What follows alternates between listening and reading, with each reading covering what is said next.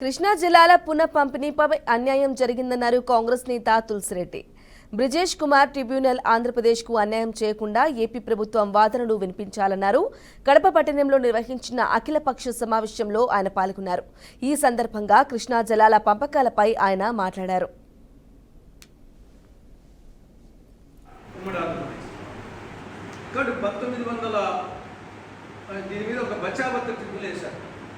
బచావత్ చైర్మన్గా కొందరు మెంబర్స్ని వేసి మీరు ఈ మూడు రాష్ట్రాల మధ్య ఈ కృష్ణా యొక్క జలాలను ఏ విధంగా పంపించాలో మీరు వచ్చేసి ఒక అవార్డు ఇవ్వడం చెప్పేసి కేంద్ర ప్రభుత్వము బచావత్ ట్రిబ్యునల్ ఏర్పాటు చేసింది. బచావత్ ట్రిబ్యునల్ వాళ్ళు మొత్తము పరిశీలించి ఆ ప్రాంతం అంతా తిరిగిన తర్వాత 1971లో ఒక అవార్డు ఇచ్చారు, జడ్జిమెంట్ ఇచ్చారు. ఏమని ఈ యొక్క కృష్ణానదిలో 100 సంవత్సరాల్లో 75 సంవత్సరాల పాటు 2060 టీఎంసీలు అంతకంటే ఎక్కువ నీళ్ళు ఉంటాయి.